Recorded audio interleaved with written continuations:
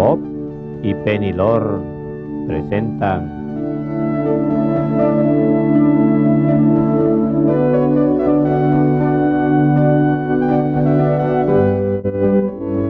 Los Grandes Santos.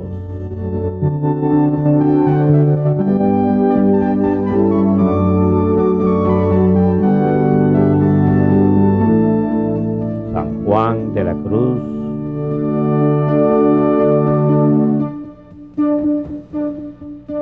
místico, poeta y reformador.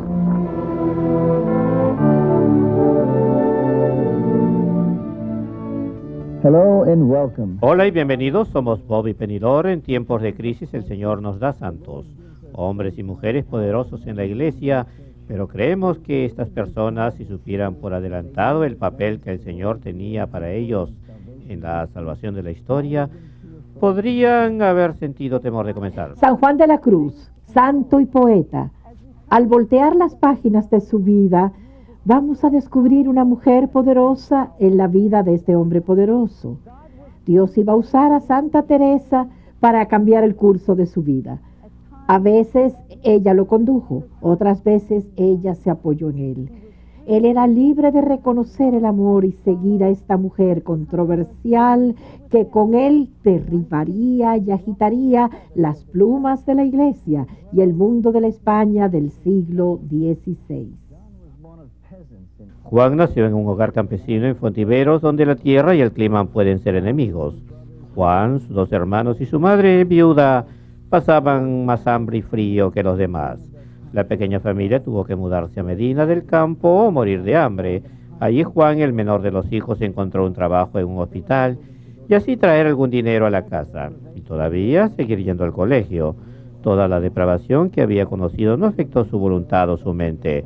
Desde el mismo comienzo, él demostró ser entusiasta. Dios empezó a moldear a Juan a través de la Sociedad de Jesús, una nueva compañía fundada por San Ignacio de Loyola, que era un español y militar. Aunque esto lo influenciaría, San Juan estaba llamado a ser un nuevo santo, uno que posiblemente tocaría las vidas que Loyola no podría. Dios usaría su entrenamiento, pero moldeándolo en una forma única a través y para él. En los días de San Juan, con jóvenes ya sea uniéndose a órdenes religiosas o aventurándose a tierras lejanas y conquistas, no era sorpresa para un joven dotado como Juan entrar a la casa religiosa. La orden carmelita apeló a él. La tradición de aquellos que habían partido antes que él lo fortalecieron le ofreció la seguridad que necesitaba tener, que era Dios a quien debía abrazar. Los meses pasaban rápidamente para Juan como novicio. Le encantaban todos los oficios solemnes, la Biblia, la misa, pero igual que los novicios antes que él y después que él siempre estaba siendo probado. Juan obedecía. Esto sería una fortaleza para él en años futuros. Después de 6 meses de noviciado, él profesó sus votos finales, adoptó el escapulario del carmelita plenamente confirmado y partió para estudiar latín y filosofía en Salamanca, España. La vida en la Universidad de Salamanca era cielo e infierno. Cuando uno brilla con más luz que otros en la comunidad, hay envidia. Y esa envidia no descansa hasta que apaga esa luz, ya sea matando la mente, el corazón o el espíritu. Y así fue con San Juan. Los conventos necesitaban una reforma y podría ser este joven fraile luchando por vivir el estricto reglamento de sus fundadores una amenaza, recordándoles lo que podrían ser o no. Ellos lo flagelaban. 3 veces por semana San Juan descubría su espalda y los frailes lo disciplinaban. ¿Vio San Juan a su Salvador ante él cuando tomó sus votos? ¿Su Señor quien no se defendió a sí mismo? ¿Era esta una forma de compartir la pasión del Señor con él? En lugar de huir del dolor, San Juan prefería el sufrimiento, rechazando cualquier comodidad. Fue ordenado en la Catedral de Salamanca, estudió 4 años con las grandes mentes de la universidad, pero ahora él anhelaba por un encuentro más cercano con su Señor. Un San Juan romántico anhelaba ser silente y conocer a su Dios. Él buscaba a Dios en la orden silente de los cartujos. San Juan se detuvo en Medina para visitar a su familia y celebrar su primera misa en la capilla donde se había ordenado de novicio. Él regresaría un día a esta capilla para atender el primer capítulo de los frailes carmelitas descalzos reformados de Medina. San Juan estaba regresando de Salamanca, sus sueños y sus planes futuros netamente definidos, probablemente silbando alegremente al llegar a Medina. Quien llegaría después de abrir su primer convento de San José en Ávila era Santa Teresa con una proposición. ¿Podría esperar él unirse a los cartujos después de haberla ayudado? Él prometió que esperaría si no le tomaba mucho tiempo.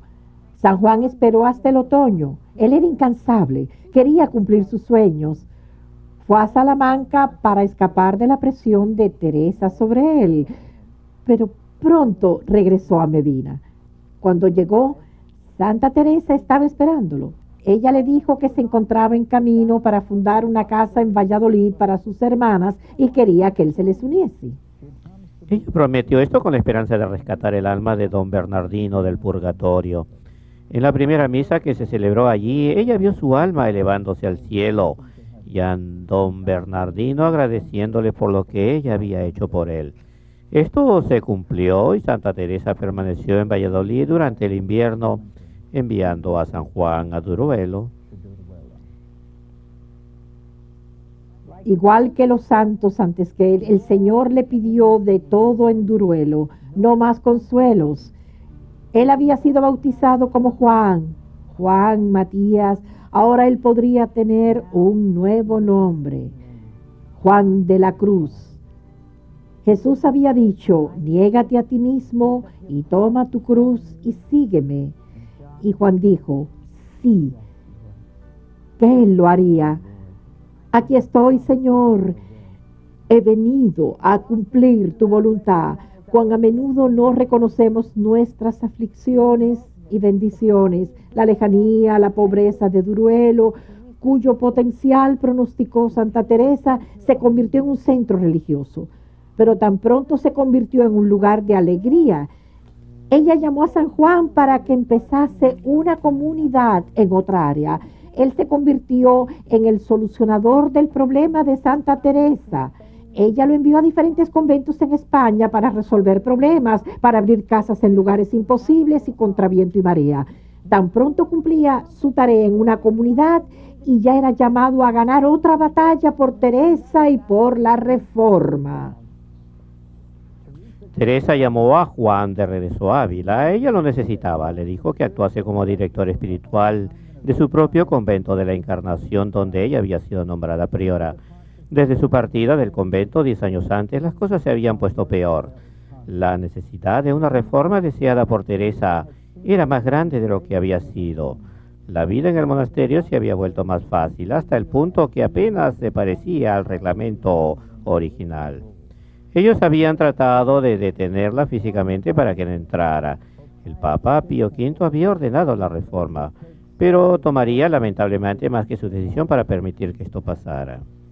Una Teresa muy cansada de 60 años respondió cariñosamente a la furia de las hermanas con bondad.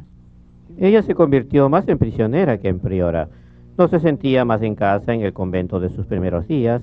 Ella había pasado 27 años aquí antes de la reforma. Esto es donde había comenzado todo, donde el Señor pidió una reforma. Los problemas surgieron debido a la corriente interminable de visitantes que iban y venían, trayendo su mundo y su atractivo al mundo de las monjas y la Encarnación.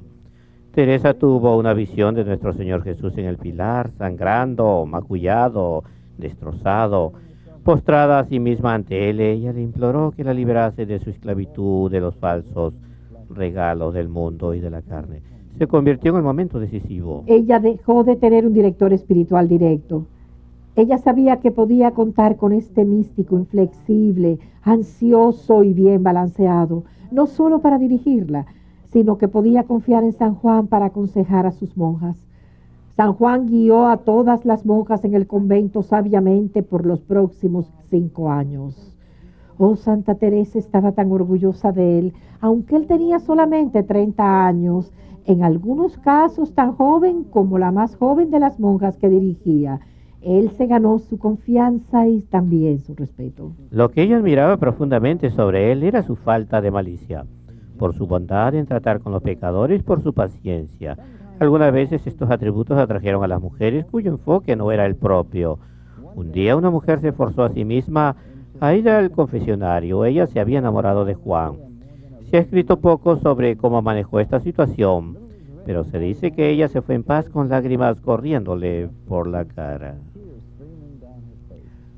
Uno influenciaba al otro, Santa Teresa y San Juan. Ellos se inspiraban el uno al otro, cada uno contribuyendo con las ideas del otro. Ella, infundida y enseñada por el mismo Dios, usaba la evidencia diaria de la presencia de Dios entre nosotros. Dios entre las ollas y sartenes. Él aprendió poesía, escribió influenciado por mucho de su sabiduría teológica y filosófica. Él escribió: déjanos poner el amor de Jesús sobre todas las cosas. El que se aferra a un predicador caerá ante lo débil, pero el que rodea con sus brazos a Jesús crecerá fuerte para siempre. Él nunca te dejará. No hay camino más seguro que aquel de la Santa Cruz. Ven a Jesús y Él te refrescará. La paz y la alegría duró poco. Sobrevino el escándalo. Una princesa viuda fue obligada a ir a uno de los conventos de Teresa y recibía muchos hombres que querían consolarla, y la viuda no solo trajo el escándalo sobre sí misma, sino la sospecha de la Inquisición sobre Santa Teresa y San Juan. Ellos los acusaban de estar de acuerdo con la princesa, por eso Teresa y Juan se encontraron a sí mismos nuevamente sentados sobre un fogón. Por la gracia de Dios, la princesa fue encontrada como la única. Teresa escogió un hombre joven de la corte española, Gracien, como superior para su comunidad en Pastrana. El general de la orden carmelita puso el grito en el cielo cuando Gracien dejó de informarle de todos sus movimientos. Él le escribió a Teresa. Ella nunca recibió la carta. Él nunca obtuvo respuesta. El silencio hizo que montara en cólera. Ella lo evadía. Pero la paciencia triunfa. Solo las palabras de Santa Teresa son gritos de lo más profundos del corazón de uno. ¿Cómo afectaron las palabras de Santa Teresa a San Juan? Tostato, vicario general de los carmelitas y el principal de la Inquisición, había estado presionando a Teresa. Tostato hizo todo lo posible para evitar que ella fuese reelegida priora, incluso al punto de excomulgar a las 50 monjas que apoyaban a su madre. Tostato estaba furioso con las monjas que no se rendían. Él culpó al padre Juan, su director espiritual.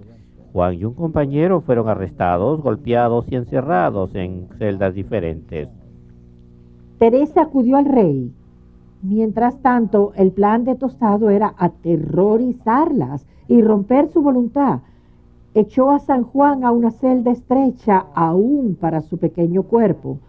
Solo se le permitía salir en raras ocasiones cuando se le daba pan y agua, los cuales los comía en el suelo.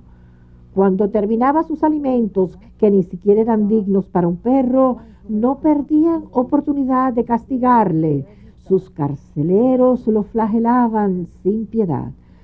La piel le colgaba debido a los latigazos. Se le aplicaban abusos mentales. Cuando terminaban de humillarlo, lo enviaban junto con su compañero de regreso a la soledad de su celda.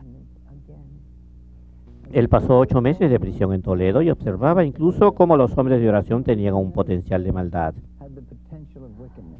Ninguna cantidad de mentiras, ninguna cantidad de amenazas, ni siquiera la falta de alimentos o el temor a ser envenenado, ni los castigos sufridos, imposibles de soportar siquiera por el hombre más fuerte, hicieron que San Juan renunciase a su lealtad a Santa Teresa y a la Reforma. En este dolor y tormento del cuerpo y alma, San Juan de la Cruz empezó a componer uno de los versos más bellos de la literatura española. El silencio tendía manos invisibles sobre mi corazón y la noche me conocía. Fue revelado esto a San Juan cuando sufría los tormentos en la prisión. Las horas se convertían en días, en semanas, en meses, y en lo que debe haber parecido una eternidad, ¿fue así realmente? En agosto 15, la fiesta de la Asunción, San Juan se encontraba tan débil por el calor intenso de su celda que no reconocía a su carcelero. San Juan le pidió que le dejara decir la misa. El carcelero rechazó el pedido. Esa noche la Virgen se le apareció y le prometió que escaparía. Una semana después abrió la reja de su celda y pasó delante del carcelero, que dormía profundamente, y se escapó. Huyó en medio de la noche sin saber dónde iba. Su única guía era un perro que corría delante de él. Él mismo encontró el primer convento de Teresa San José. Se quedó allí por unos meses. Las cosas no mejoraban para este pequeño siervo del Señor. Todo estaba contra Teresa y Juan de la Cruz. Pocos frailes y muchos enemigos, sus casas arrebatadas de sus manos. Había poca esperanza. ¿O la había? Había la casa real. Teresa tenía al rey en su esquina. Él emitió una orden suspendiendo toda acción contra la reforma. Mientras todo esto sucedía, San Juan era separado de Santa Teresa y sus muchos amigos. El campo era el lugar ideal para escapar y conocer a su Señor, en el silencio de las montañas de la sierra, pero solo le sirvió de recuerdo de todo el sufrimiento que había conocido a través de la reforma y todo el sufrimiento que su familia seguía pasando. Con este dolor que lo acosaba, empezó a escribir La oscura noche del alma. Habla de la renuncia a sí mismo, la muerte de la memoria, el sufrimiento, el surgimiento de la voluntad misma a las alturas donde se puede vislumbrar a Dios, y empezó a conocerlo. La oscura noche del alma no es sino otro nombre para el camino angosto por el cual pasamos a la perfección del amor, el cual es una unión bendita con Dios. Él escribió solo haciendo a Dios el centro de nuestras vidas, entregando las 4 pasiones que dominan nuestras vidas: gozo, esperanza, dolor y temor.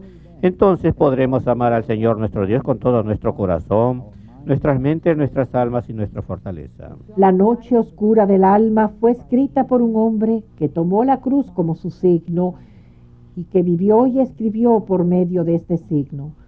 Pero aunque él solamente habló de cosas sagradas, estaba lejos de la depresión. Definitivamente no, un santo de cara amargada. Él hacía tanto con tanto gozo que los frailes que él dirigía les encantaba escucharlo. Buscaban su compañía, aún su tiempo libre, caminaban con él por el jardín. Ellos decían: él nos va a hacer reír. San Juan era un hombre que le gustaba amar y escribía sobre ese amor.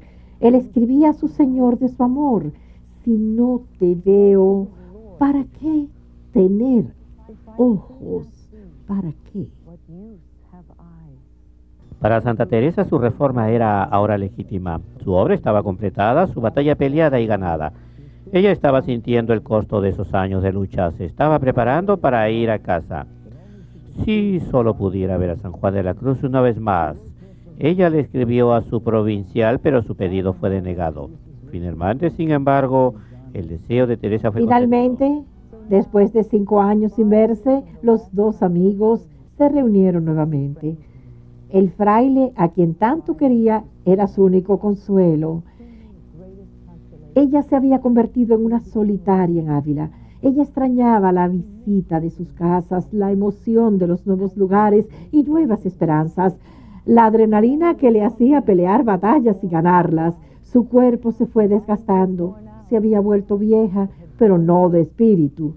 Con su siempre joven amigo San Juan junto a ella, aún sus viejos huesos parecían jóvenes de nuevo. Pero Teresa tuvo luchas y decepciones hasta el fin. Ella se encontraba en su camino a solucionar algunos problemas en una de sus casas cuando se enfermó seriamente. En Alba de Tormes, una Teresa cansada entregó su espíritu al esposo que siempre había amado.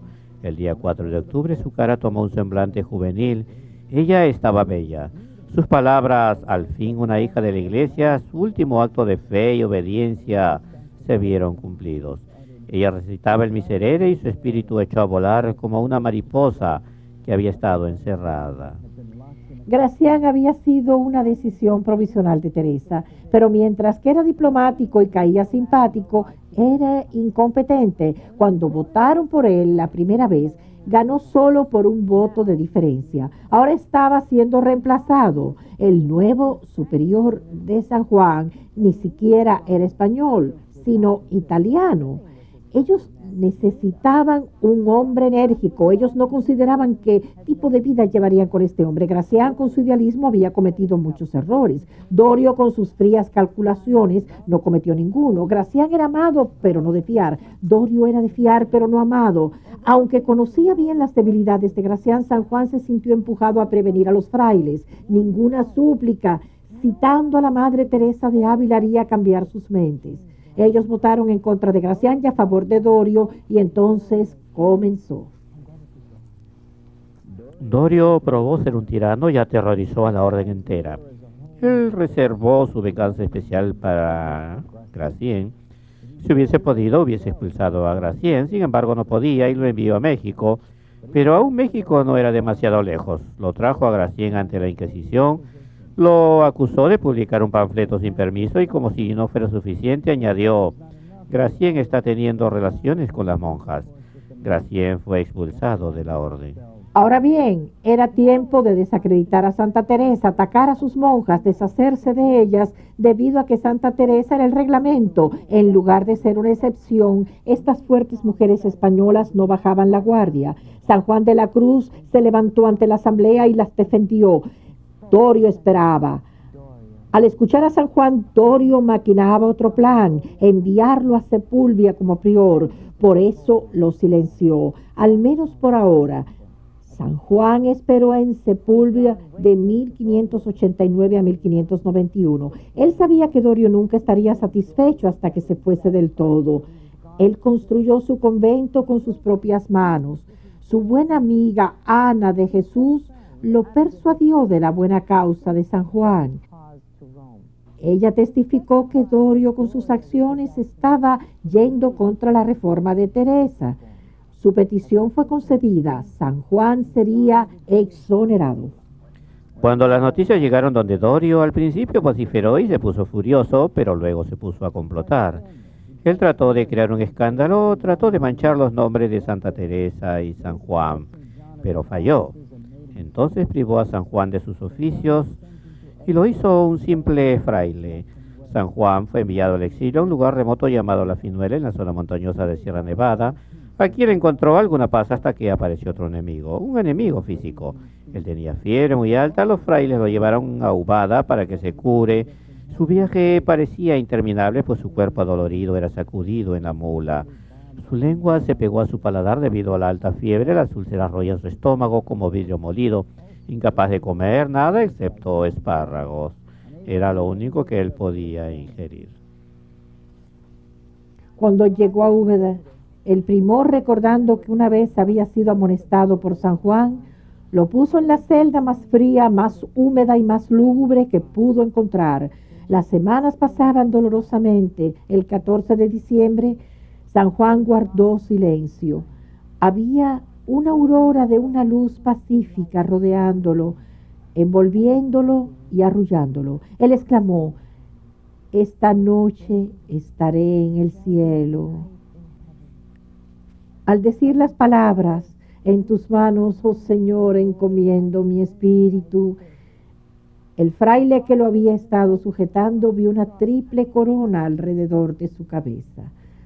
Un dulce perfume llenaba el ambiente. San Juan ya no sufría más. Había expirado. Su cara estaba radiante. Así se fue el pequeño carmelita, amigo y solícito en su último viaje a su última casa. La personalidad contrastante y los dones de Santa Teresa se complementaban el uno al otro. Creaban una armoniosa canción de canciones, igual que los ángeles cuando alaban al Señor durante la misa. Y debido a que ellos eran libres de aceptarse el uno al otro y sus dones, su canción todavía llena el ambiente. Ella tuvo la valentía, la fortaleza y la determinación de un conquistador.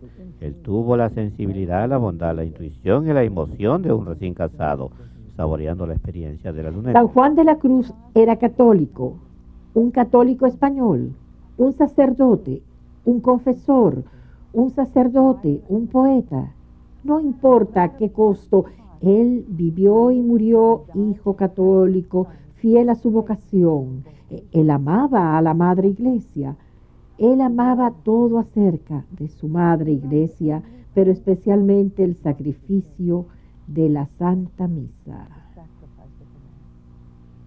La Iglesia no solo no tenía conflictos con su hijo, sino que lo elevó a la comunión de los santos. En 1675 fue beatificado, en 1726 fue canonizado. 200 años después fue declarado por esta Iglesia que tanto amaba y obedecía, doctor de la Iglesia Universal. Su cuerpo incorrupto fue llevado de su tumba modesta y colocado en la iglesia que construyó con sus propias manos. San Juan de la Cruz amaba a su Señor y no había marcha atrás. Él previno: Dios conduce cada alma por diferentes caminos y difícilmente se puede encontrar un solo espíritu que camine la mitad del camino adecuado para otro. Él resumió ese corto pasaje del misterio de Dios en el alma del hombre. Dios habita secretamente en todas las almas, ocultas en el mismo ser, pues de otra manera no serían capaces de existir. Pero igual a una medida que vamos a conocer en el cielo, qué diferente es la materia en la cual Él habita en cada alma, pues en algunos Él habita solo, en otros no está solo, en algunos Él habita contento, en otros decepcionado, en algunos habita como en su casa, ordenándola y moldeándola toda, mientras que en otros Él habita como un extraño en la casa de otro, donde no se le permite hacer nada o dar órdenes.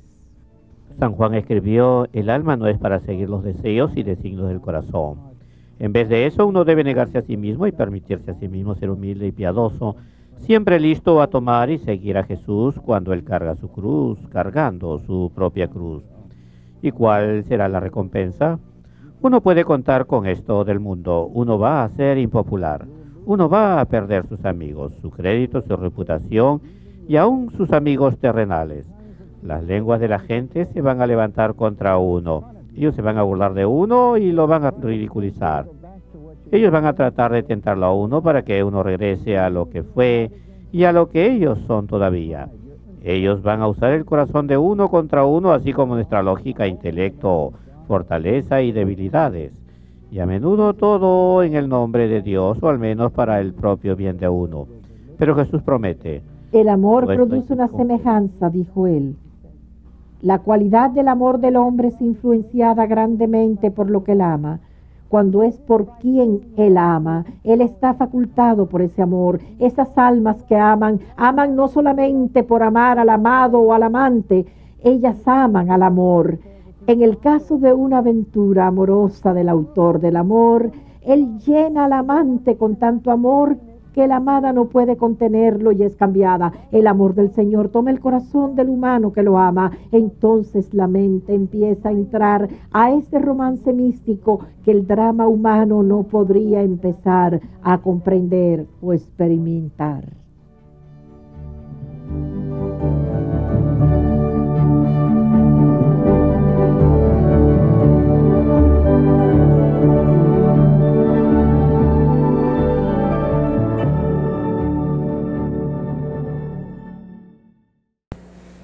Gracias familia por ver este programa. Este es uno de más de 200 libros y videos de venta en Journeys of Faith. Estos son perfectos regalos para cumpleaños, confirmaciones, primeras comuniones. Siempre que piensen en un regalo, den nuestros libros y videos. Escríbanos a la dirección a su pantalla o llámanos al 1-800-633-2484.